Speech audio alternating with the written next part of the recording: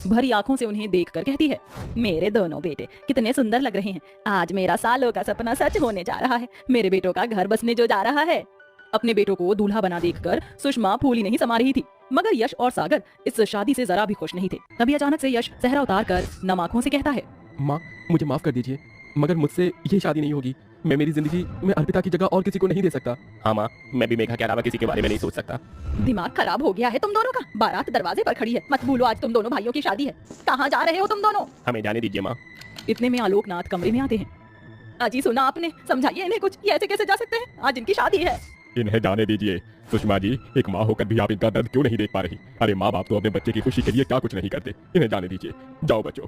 पिता का आशीर्वाद लेकर यश और सागर शादी छोड़कर चले जाते हैं, जिसके बाद सुषमा अपने 3 बेटों निशु, संजय और अनुज की बारात लेकर जाती है और अमीर घर की पल्लवी, तारा और अंजलि को बहू बनाकर ले आती है। तभी यश और सागर भी अर्पिता और मेघा से शादी करके आते हैं। देखो माँ, हम तुम्हारी बहुएं लेकर आए हैं। बहू? सासू माँ, ये जेठ जी क्या बोल रही हैं? क्या ये जली उपली जैसी शक्ल वाली हमारी जेठानी है?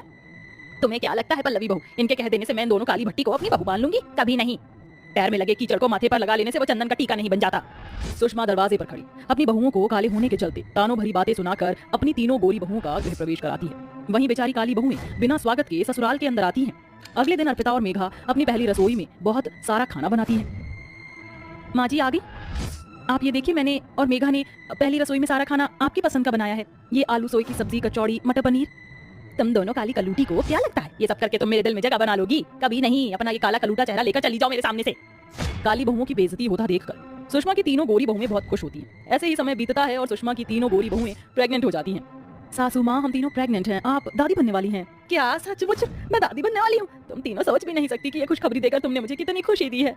तभी मेघा और अर्पिता पैर छूकर अपनी सास से खुशी से कहती हैं, माँ जी, मुझे और मेघा को भी दिन चढ़ गए हैं। बहुत जल्दी आप दादी बनने वाली हैं। अपनी काली बहुओं की माँ बनने की बात से सुषमा जरा भी खुश नहीं होती और उकड़े अंदाज में कहती है, हाँ तो कोई बड़ा जंग नहीं जीतने वाली हो। तुम काले बच्चे ही पैदा करके जनसंख्या बढ़ाओगी बस।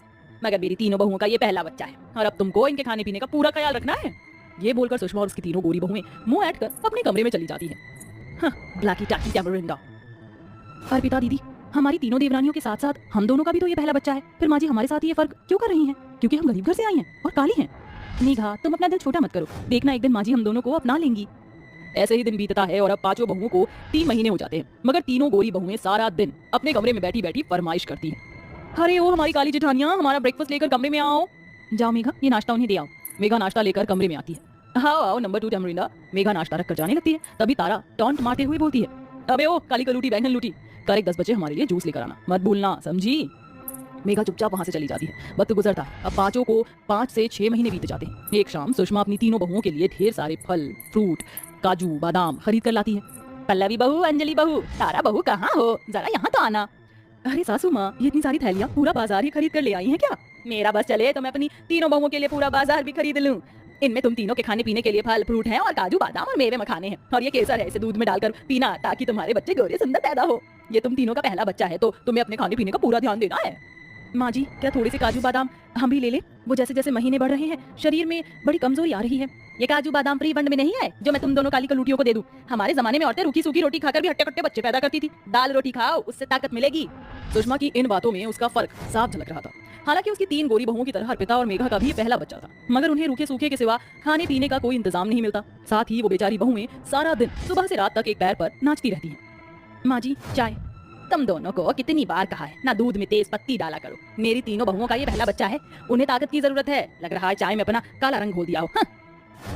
माफ कर दीजिए माँ जी, मैं आगे से ध्यान रखूंगी। माँ जी आज शाम के खाने में क्या बनाना है बता दीजिए।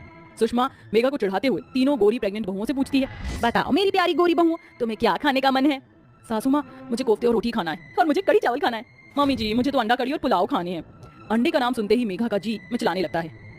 माँ जी, ऐसी हालत में मुझसे और अर्पिता दीदी से अंडा कड़ी नहीं बनेगा, उससे दुर्गंध आती है। सुना आपने सासू माँ, ये मेरा पहला बच्चा है और मुझे मेरे मनपसंद का खाना भी नहीं मिल सकता। ये कहते कहते तारा झूठ मूठ के रोने लगती है, जिस पर सुषमा भड़क कर कहती है, कान खोल कर सुन मेरी काली बहू, मेरी तारा बहू को अंडा कड़ी खाने का मन है तो तू बनाएगी, समझी? सुषमा जबरदस्ती दोनों पर अपनी जिद थोप देती है। अंडा कड़ी बनाते हुए अर्पिता मेघा को बहुत उल्टियां होती हैं और दोनों की तबीयत बिगड़ जाती है, मगर सुषमा को उसे रत्ती भर भी फर्क नहीं पड़ता। समय बीतता है, अब सुषमा की सभी बहुओं को 7 से 8 महीने हो जाते हैं। तभी एक दिन सुषमा के शरीर पर बहुत सारे दाने निकल आते हैं। डॉक्टर की जांच के बाद ये पता चलता है देखिए, आपकी सास के शरीर में एलर्जी हो गई है और आप पांचों ही प्रेग्नेंट हैं, इसलिए इनसे दूर रहिए और इनकी देखरेख के लिए एक नर्स रख लीजिए। ठीक है डॉक्टर साहब, शुक्रिया। नहीं बाबूजी, 5-5 बहुओं के रहते नर्स के सहारे हम सासू माँ को नहीं छोड़ेंगे। अरे चेहरे के साथ साथ तुम दोनों के दिमाग पर भी कालिक जम गई है क्या? सुना नहीं? डॉक्टर ने माजी से दूर रहने को कहा है। हम तीनों का ये पहला बच्चा है जिसके लिए हम पिछले 9 महीने से इंतजार कर रही हैं। हम अपने बच्चे को खतरे में नहीं डालना चाहते हैं। ये कहकर सुषमा की तीनों बहुएं वहां से चली जाती हैं, मगर अर्पिता और मेघा अपनी सास की सेवा बाड़ी करती हैं। अर्पिता बहू, मेघा बहू, दूर रहो मुझसे, वरना तुम्हारे बच्चों को कुछ हो ना जाए। हमारे बच्चों को कुछ नहीं होगा माँ जी, उनकी सुरक्षा भगवान के हाथों में है। हमसे हमारी सास की सेवा का मौका मत छीनिए माँ जी। अर्पिता और मेघा दिन रात अपनी सास की सेवा बाड़ी में लगी रहती। वहीं सुषमा की तीनों बहुएं कई दिनों तक अपने कमरे से बाहर भी नहीं निकलती। कुछ दिनों बाद सुषमा ठीक हो जाती है, तभी उसकी तीनों बहुएं परेशान होने का ढोंग करती हैं। मगर अब सुषमा की आंखें खुल चुकी थी। भगवान का शुक्र है सासू माँ जो आप ठीक हो गई। हाँ सासू माँ, हम तीनों तो बस आपके ठीक होने की ही प्रार्थना कर रही थी। बंद करो तुम तीनों ये नाटक। अर्पिता बहू, मेघा बहू, तुम दोनों मुझे माफ कर दो। मैं हमेशा रंग रूप के चलते तुम्हारे साथ फर्क करती रही, मगर तुमने अपनी और अपने बच्चे की जिंदगी जोखिम में डालकर भी मेरी सेवा की। कहो तुम्हें मुझसे क्या चाहिए?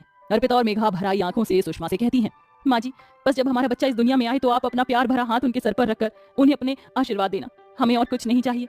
अर्पिता की ये बात उसकी गोरी देवरानियों की आंखों को नम कर देती है और अब सुषमा बिना किसी फर्क के बड़े ही धूमधाम से अपनी पांचों बहुओं के आने वाले पहले बच्चे की गोद भराई करती है। तो तू फिर हार गया, अब तो तेरे पास दांव पर लगाने के लिए कुछ भी नहीं है। मेरा घर है ना, मैं उसे दांव पर लगाता हूँ। अभिनव अपने घर को दांव पर लगा देता है, लेकिन अभिनव की किस्मत इस बार भी उसका साथ नहीं देती और अभिनव अपना घर दांव में हार जाता है। अब मैं क्या करूँ? मेरा परिवार तो बेघर हो जाएगा। हमारे पास इस घर के अलावा और कुछ नहीं है। अब हम लोग कहाँ जाएंगे? तू एक काम क्यों नहीं करता? अगर तू हमें घर नहीं दे सकता तो घर के बदले में 1 लाख रुपए दे दे। मैं इतने पैसे कहाँ से लाऊंगा? मेरे पास तो 1000 रुपए भी नहीं है। मुझे कुछ दिनों का समय दे दो।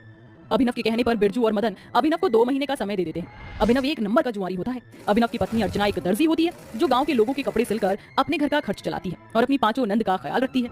अर्चना रंग रूप से काली होती है, लेकिन काला रंग होने के बावजूद भी अर्चना दिल की बहुत साफ होती है। अर्चना, ये लो मेरी बेटी की शादी का कार्ड, तुम्हें और तुम्हारी 5 नंदों को मेरी बेटी की शादी में जरूर आना है।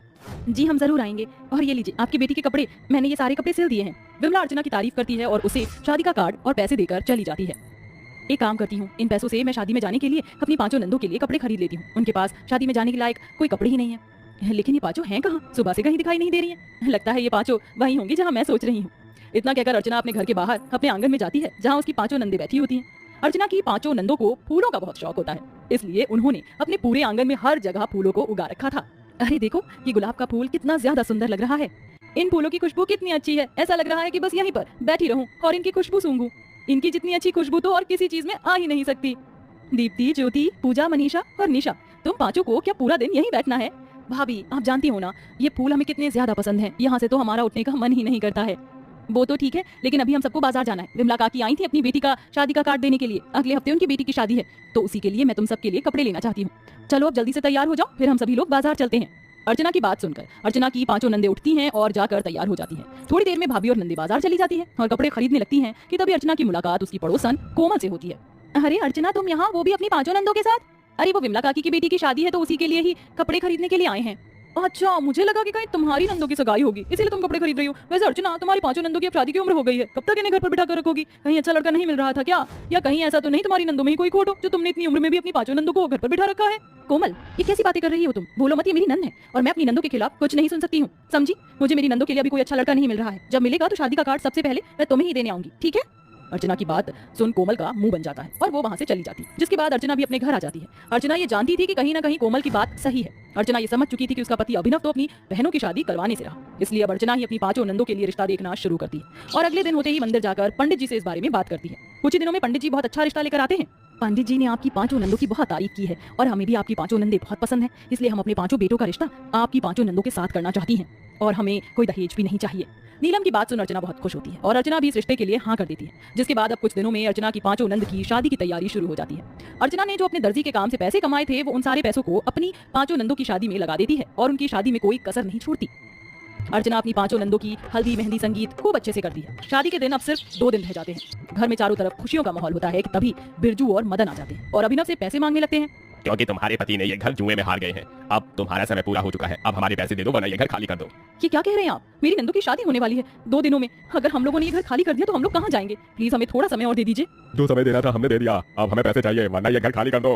बिरजू और मदन की बात सुनकर अर्चना काफी डर जाती है और उसे कुछ समझ नहीं आ रहा होता कि तभी अर्चना अंदर जाती है और अपनी अलमारी से 1 लाख रुपए निकालकर बिरजू और मदन को दे देती है, जिसके बाद बिरजू और मदन वहाँ से चले जाते हैं और अर्चना अपने फूलों के आंगन में चली जाती है। वहाँ बैठकर वो रोने लगती है। भगवान, ये 1 लाख रुपए मैंने अपनी नंदू की शादी की जोड़े के लिए रख रखे थे, लेकिन अब इनकी शादी के लहंगे कहाँ से लाऊंगी? शादी को सिर्फ 2 ही दिन रह गए, मैं इतने पैसों का इंतजाम कहाँ से करूंगी? हे भगवान, कुछ तो चमत्कार दिखा। कि तभी अर्चना देखती है कि एक तितली फूलों में फंस गई है और वो मदद मांग रही है। मदद करो, मैं यहाँ इन फूलों में फंस चुकी हूँ। तितली को बोलता देख अर्चना बहुत हैरान होती है, लेकिन वो उसकी मदद करती है। अर्चना जैसे ही उस तितली को उस फूल से आजाद करती है तो वो तितली एक सुंदर सी परी का रूप ले लेती है। मेरी जान बचाने के लिए धन्यवाद अर्चना। आज तुम ना होती तो शायद मैं इन्हीं फूलों के बीच फंसकर मर जाती। मैं तुम्हारी सारी परेशानी जानती हूँ। तुम्हारी नंदो की 2 दिनों में शादी होने वाली है। उन्होंने और तुमने इन फूलों का बहुत ख्याल रखा है और इनको कभी एक बार भी मुरझाने नहीं दिया। इतना कहकर परी अपनी जादू की छड़ी से उन सारे फूलों पर एक जादू करती है। ये सभी मामूली फूल अब जादुई फूल बन गए हैं। ये फूल ना ही तो कभी मुरझाएंगे और ना ही कभी इनकी खुशबू खत्म होगी। इन फूलों से तुम अपनी 5 नंदों के लिए शादी का जोड़ा बना सकती हो। धन्यवाद आपका परी, अगर आप ना होती तो ना जाने क्या होता। अर्चना जल्दी से अपने आंगन के सारे फूलों को इकट्ठा करती है और ले जाकर उन सबसे अपनी 5 नंदों के लिए शादी का लहंगा बनाने लगती है। अर्चना फूलों के लहंगे को ले जाकर अपनी 5 नंदों को दे देती है। ये फूलों के लहंगे तो बहुत सुंदर हैं और इनमें से तो बहुत ही अच्छी खुशबू आ रही है। और ये फूलों की ज्वेलरी भी आपने हमारे लिए इतनी मेहनत करी। अगर आप ना होती तो हमारा क्या होता भाभी? चलो अब जल्दी से इन फूलों के लहंगे और ये फूलों की ज्वेलरी पहनकर तैयार हो जाओ, बारात आती ही होगी। अर्चना की 5 नंदे फूलों के लहंगे और ज्वेलरी को पहनकर तैयार हो जाती हैं और नीचे शादी के मंडप में आ जाती हैं। 5 दुल्हनों को फूलों के लहंगे में देखकर सब लोग हैरान हो जाते हैं और सबको उनके लहंगे पसंद आते हैं। जिसके बाद अर्चना की 5 नंदों की शादी होती है और वो अपने ससुराल चली जाती हैं। जिसके बाद अब अर्चना के पास बहुत से लोग फूलों के लहंगे बनवाने के लिए आते हैं और धीरे धीरे अर्चना अब फेमस होने लगती है और अभिनव भी अब अपनी सारी बुरी आदतें छोड़ देता है। जिसके बाद अब अर्चना और अभिनव एक साथ खुशी खुशी अपनी जिंदगी जीते हैं।